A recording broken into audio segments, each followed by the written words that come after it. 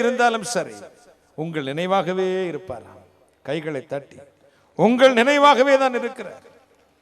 ஒவ்வொரு நிமிஷமும் தாயின் தயவுடைய தெய்வம், அன்பினா நிரம்பி இந்த உலகத்துக்கு வந்த இறைவன் உங்கள் நினைவாக இருக்கிறார். உங்களை விட்டு விலகவே மாட்டார். ஏசாயா 49:15 சொல்கிறது, தாய் ஸ்திரியானவள் தன் கற்பத்தின் கனிக்கு இறங்காமல் தன் குழந்தையை மறப்பாளோ? அவர்கள் மறந்தாலும் நான் உன்னை மறப்பதில்லை என்று. மற்ற 28:20 சொல்கிறது, உலகத்தின் முடிவு பரியந்தம் சகல நாட்களிலும் நான் உங்களுடனே இருக்கிறேன். ஏசாயா 66:13 சொல்கிறது, ஒருவனை அவன் தாய் தேற்றுவது போல தேற்றுவன் என்று. இந்த அன்பை உணராதவன் தான், தேவன் தன்னோடு இருக்கிறார் என்பதை நம்பாதவன் தான் இந்த உலகத்தில் தாறுமாறாய் மதியற்று நடந்து கொண்டிருக்கிறார்கள். கிறிஸ்தவ என்று பெயருக்காக வாழ்வது அல்ல, ஆண்டவர் இருக்கிறார் என்றும் அவரை நம்புகிறவர்களுக்கு பிரத்யட்சமா பலன் அளிக்கிறவர் என்றும் விசுவாசித்து நடக்கிறவர்களுக்கு கர்த்தர் பிரத்யட்சமாய் கூட இருக்கிறார். கைகளை தட்டி சங்கீதம் 14:1 சொல்கிறது, தேவன் இல்லை என்று மதிகடன் தன் இருதயத்திலே சொல்லிக் கொள்கிறான். கர்த்தரை துணையாக கொண்ட ஜனம் பாக்கியம் உள்ளதே. எபிரேயர் 13:8 சொல்கிறது, நம்முடைய கர்த்தராகிய இயேசு கிறிஸ்து நேற்றும் இன்றும் என்றும் மாறாதவராக இருக்கிறார். சங்கீதம் 144:15 சொல்கிறது, தெய்வமாய் கர்த்தரை தெய்வமாய் கொண்ட ஜனம் பாக்கியம் உள்ளது. நாம் தொழுது கொள்ளும் பொழுதெல்லாம் நமக்கு சமீபமாய் தேவனை பெற்றிருக்கிற வேற பெரிய ஜாதி எது?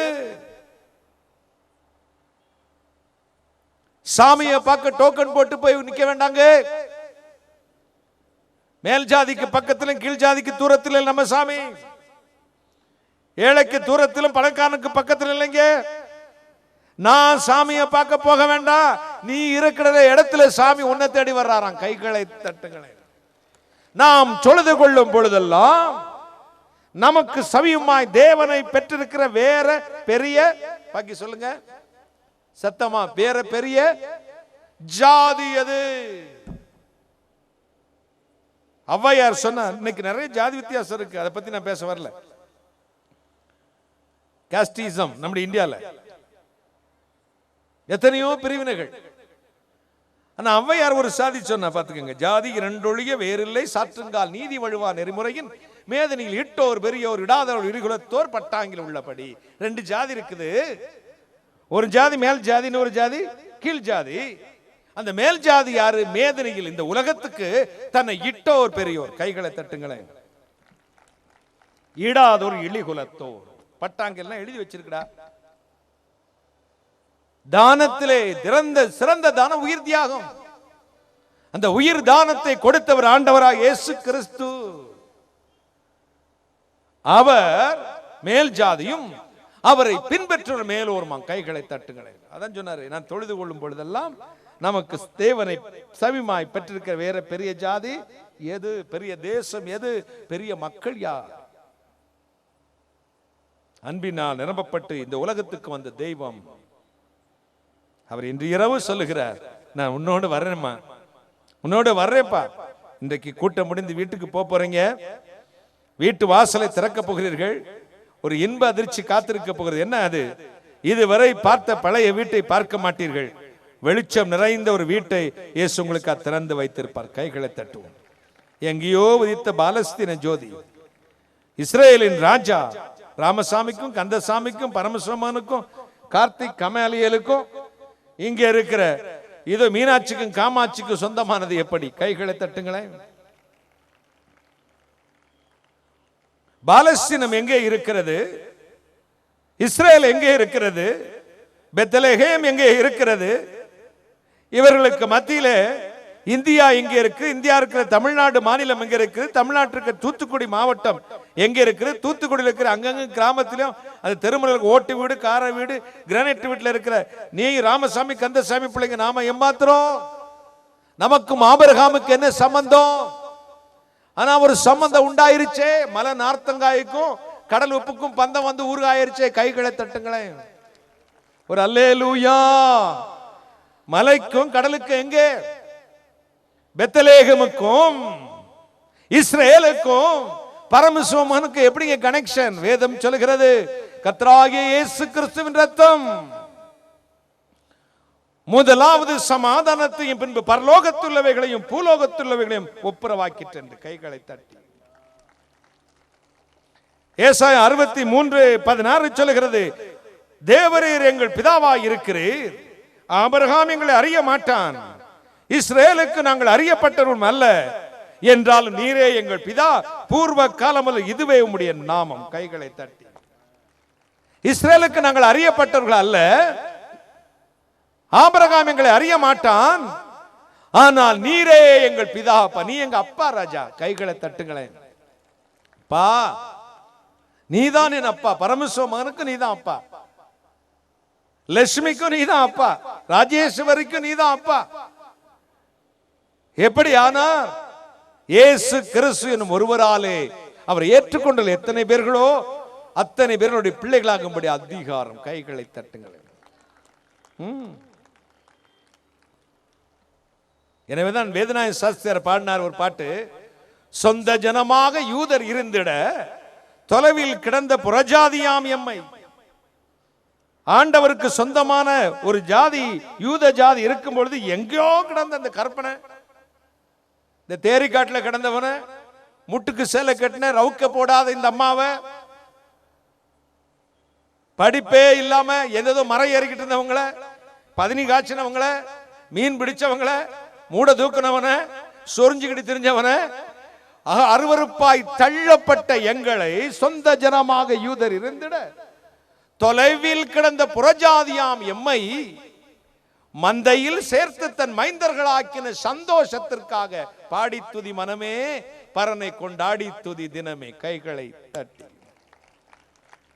சொந்தமான ஜனம் யூதர் இருக்கும் பொழுது தொலைவில் கிடந்த புறஜாதியாம் எம்மை தன் சொந்த பிள்ளைகளாக மைந்தர்களாக்கி தன் மந்தையில் சபையில் சேர்த்த அந்த சந்தோஷத்தை நினைத்து என்ன செய்யணுமா? பாடி துதிக்கணுமா? கைகளை தட்டுங்களேன். ஹல்லேலூயா. அப்படிப்பட்ட இறைவனை சங்கை வேதநாய சாஸ்திரியோடு சேர்ந்து நாமும் பாடி துதிப்போம்.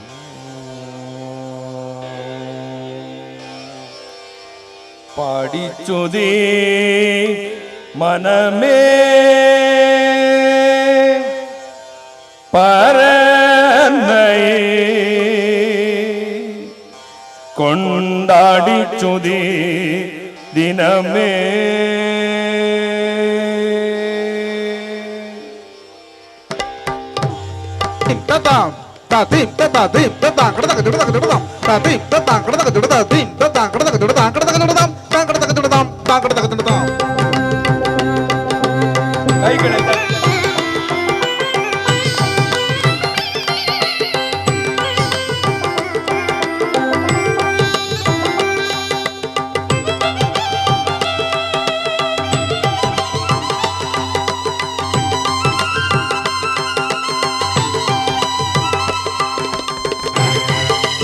கைகளை தட்டி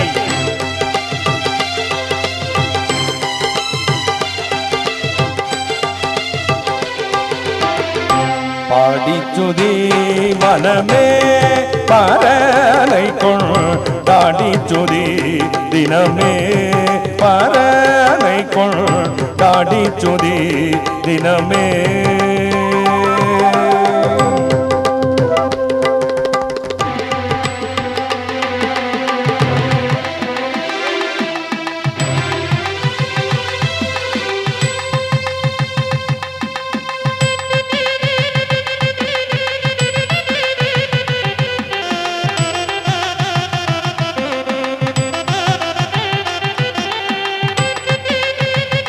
கைகளை தட்டி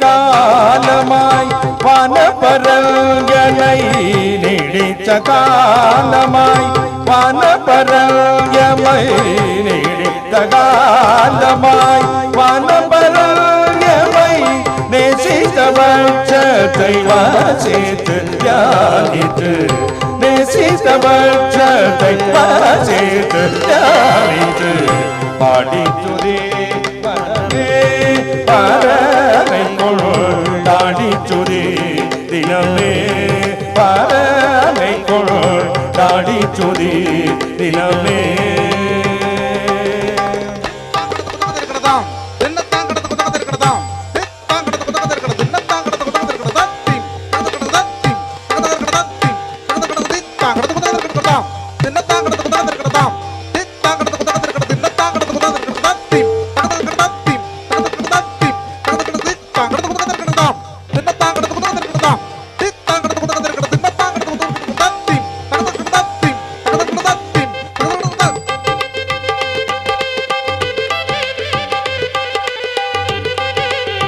கைகளை தட்டி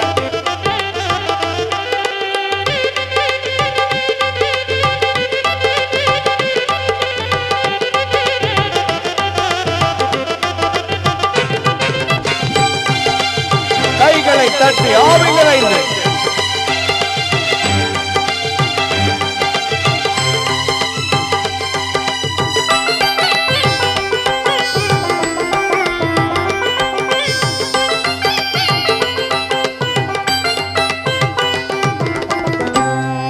தீர்க்கதரிசிகளை கொண்டு முன்னோர செப்பின தேவ பரன் இந்த காலத்தில்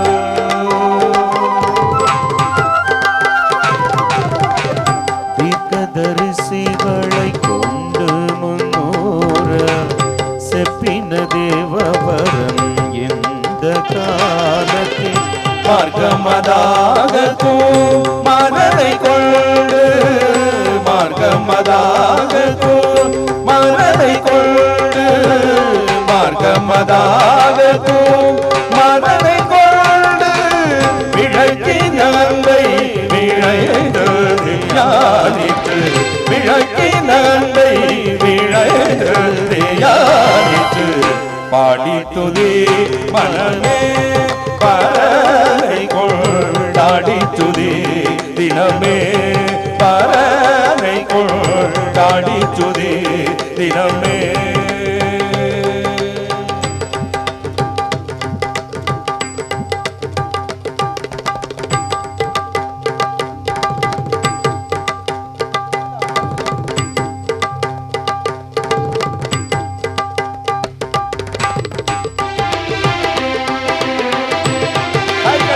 ஆவி நிறைந்து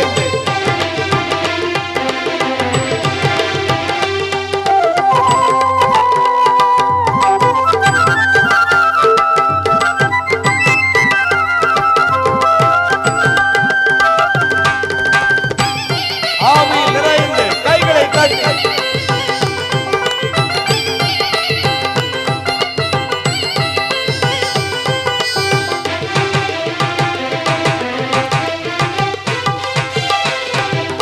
சொந்த ஜனமாக யூதர் என தொலைவில் கிடந்த புற ஜாதியாம் எம்மை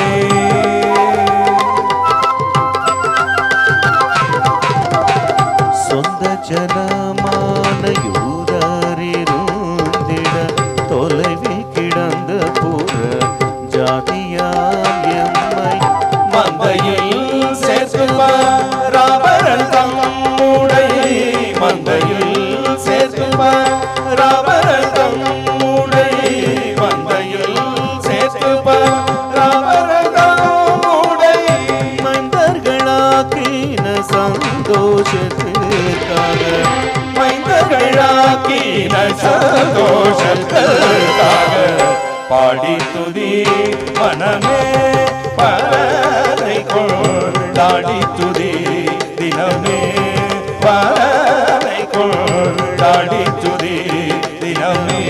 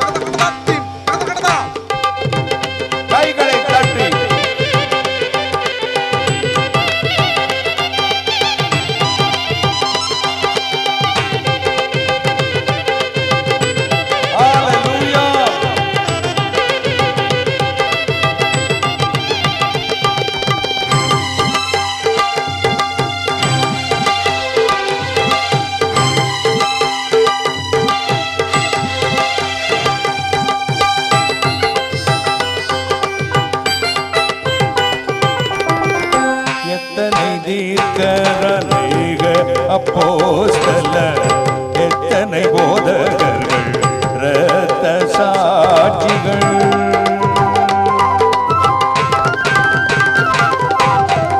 எத்தனை தீர்க்கர் அநேகர் அப்போஸ்தலர், எத்தனை போதகர்கள், இரத்த சாட்சிகள். எத்தனை வேண்டுமோ அத்தனையும் தந்து, எத்தனை வேண்டுமோ அத்தனையும் தந்து, எத்தனை வேண்டுமோ அத்தனையும் தந்து, இத்தனையாய் கிருபை வைத்த நம் கர்த்தரை, இத்தனையாய் கிருபை வைத்த நம் கர்த்தரை. பாடி துதி மனமே பரனை கொண்டாடி துதி தினமே, பரனை கொண்டாடி துதி தினமே.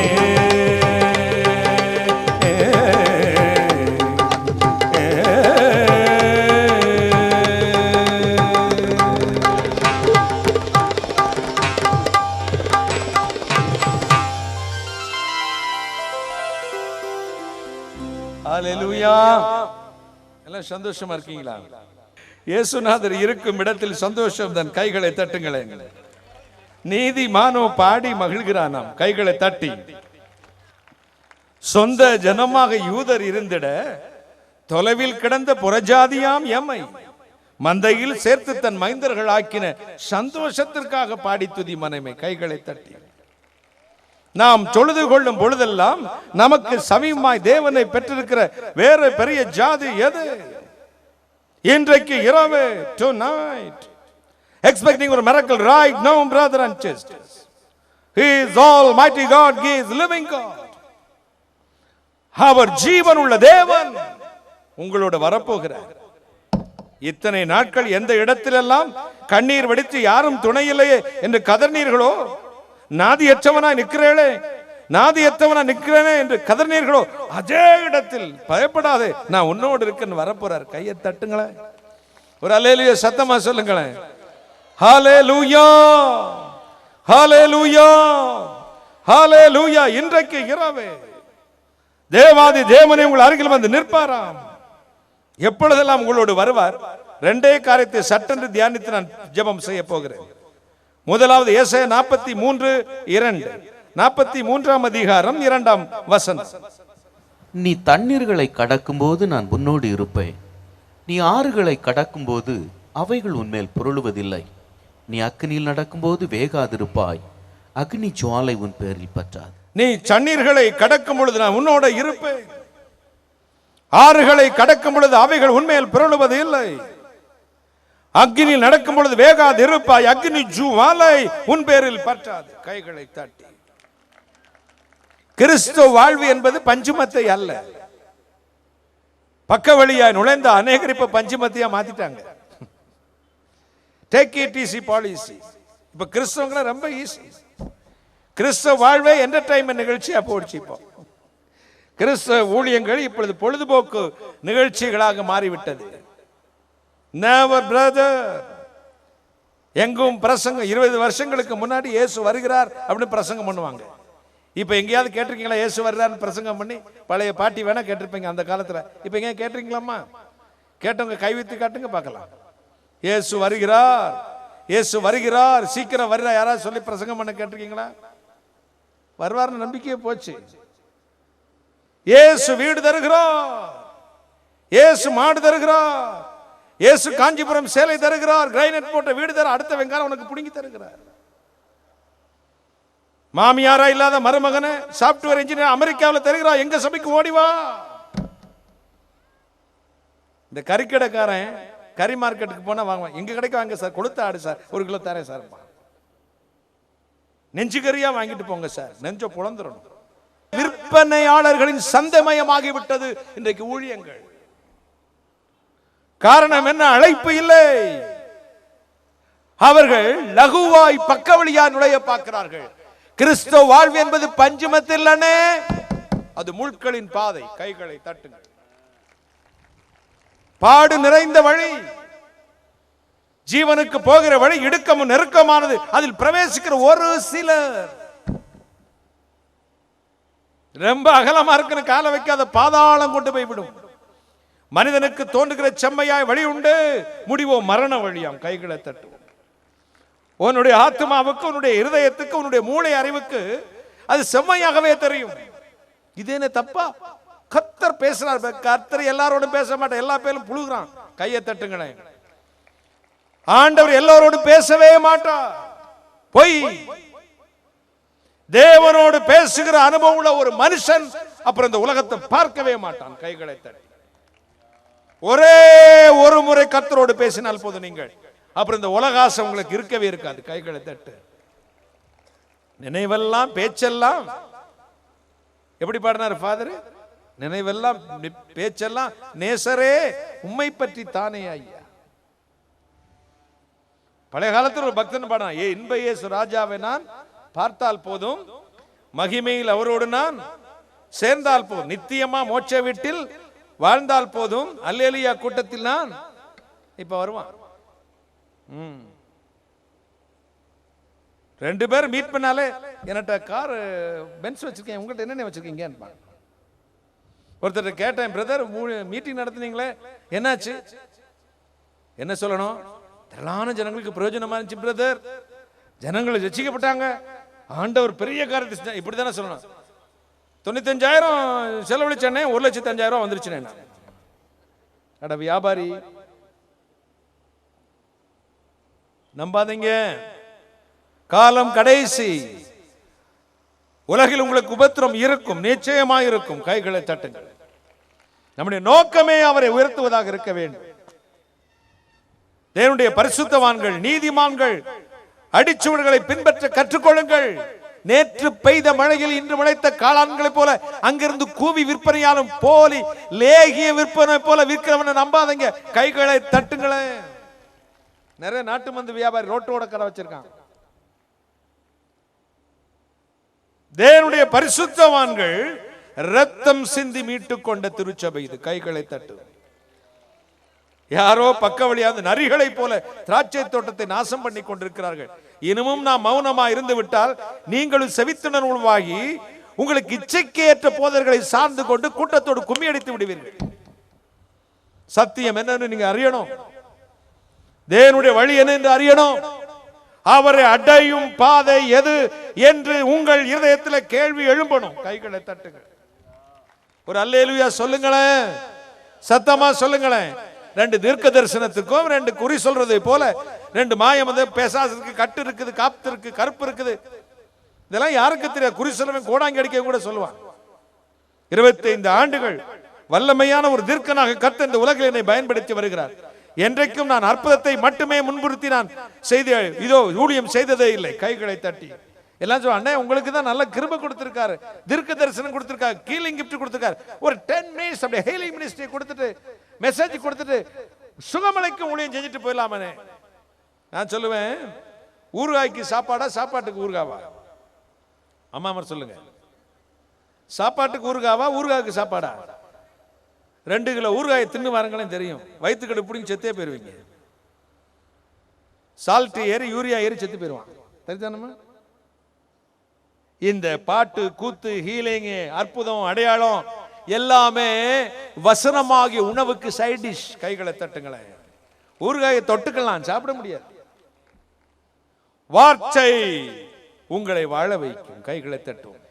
தேவனுடைய வார்த்தையில் அஸ்திபாரம் போடாத ஒரு ஊழியன் விழுவான். ஜனங்களுக்கு விதைக்க வேண்டியது அற்புதத்தை மட்டுமே அல்ல, தீர்க்க தரிசனத்தை மட்டுமே அல்ல, குறி சொல்லுதலை மட்டுமே அல்ல, பாடலை மட்டுமே அல்ல.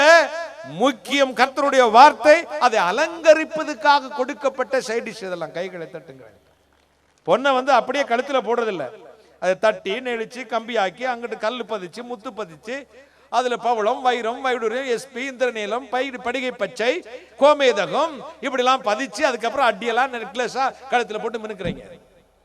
அதே போலதான் ஆண்டவருடைய வார்த்தை அலங்கரிக்கணும். கைகளை தட்டுக்களை. தங்கம் தங்கம் தான், இதெல்லாம் சைட்ல வந்தது. கைகளை தட்டுக்களை. தங்கம் இல்லாம இந்த வைரத்துக்கு வேலையே இல்லை. வைரம் விலையேறப்பட்டதா இருக்கலாங்க, தனியா ஒட்டம் போட முடியுமா? தங்கத்துல பதிக்கணும். கைகளை தட்டுங்களே. வார்த்தையிலே தொய்த்தெடுக்க வேண்டும். கைகளை தட்டி ஒரு அல்லேலூயா சொல்லுங்களேன். இங்க ஆண்டவர் சொல்லுகிறார், தண்ணீர்களை கடப்பாய்.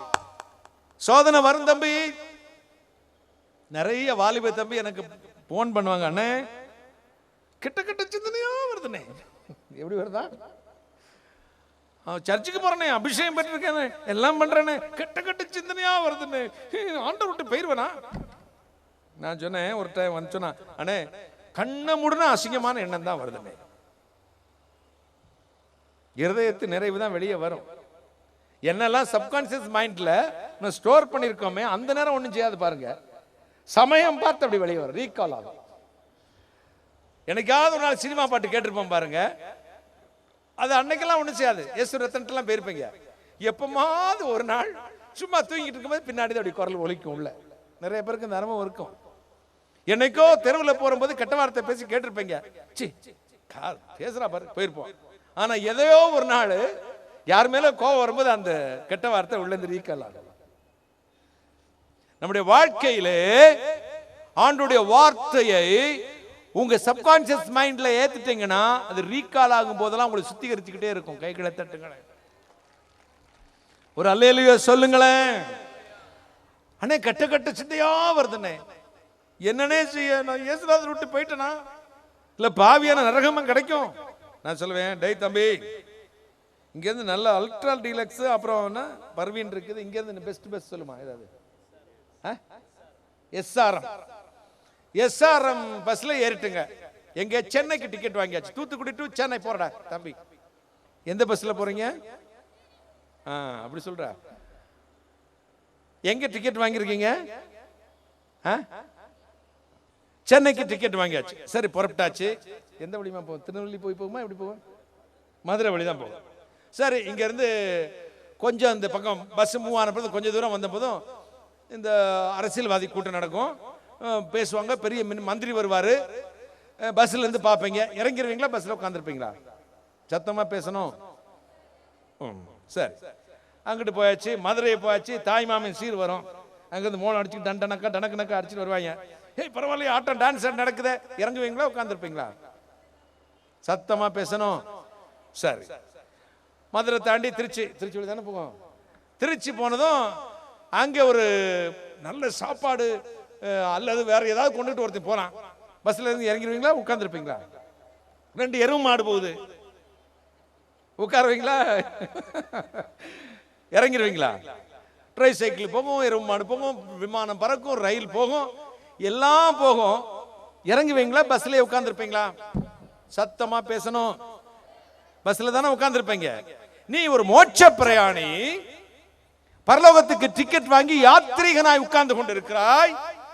2 அசுத்தம் வரும், 2 விசுவாச போராட்டம் வரும், ஒரு நீர்வீழ்ச்சி வரும், ஒரு தண்ணீர் வரும், ஒரு தீ வரும், ஒரு பாலைவனம் வரும், ஒரு வேசி வருவாள், ஒரு திருடன் வருவான், ஒரு கொலைகாரன் வருவான். இறங்குவையா போயிட்டு இருப்பையா?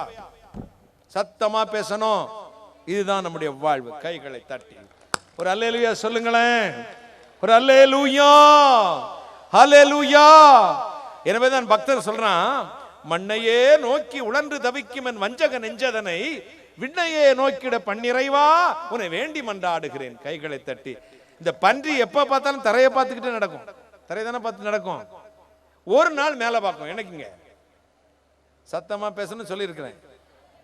சாவர அன்னைக்கு 4 காலையும் கட்டி ஒரு உலக்கை உள்ள ஊட சொருவி முன்னாடி ஒருத்தன் பின்னாடி ஒருத்தன் மட்டமலாக்க படுக்க வச்சு பாடுவான். அப்ப இந்த பண்ணி மேல பார்க்கும் பன்றி, மேலே நட்சத்திரங்கள் சூரிய சந்திர கிரகங்கள் பிரகாசித்துக் கொண்டிருக்கு, நீல ஆகாயம் இருக்கிறது.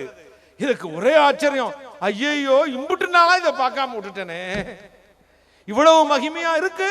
ஆமா இருக்கு, ஐயோ மிஸ் பண்ணிட்டேனே. நினைத்து முடிப்பதற்குள் அந்த உலக்கையை உருவான், கீழே போடுவான், அதே உலக்கை வச்சு போடுறதுல ஒரே அட்டி, பினிஷ். நம்முடைய இருதயம் மண்ணையே நோக்கி, என் ஆத்துமா மண்ணோடு ஒட்டி இருக்கிறது, உம்முடைய வார்த்தையின்படி அதை உயிர்ப்பியும். கைகளை தட்டி மண்ணையே நோக்கி உழன்று தவிக்கும் வஞ்சக நெஞ்சதனை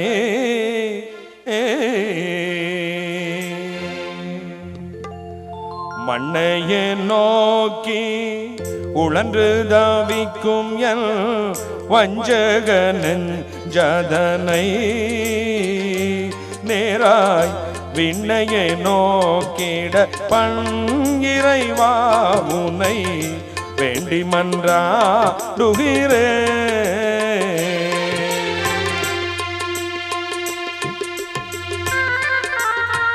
கைகளை தட்டி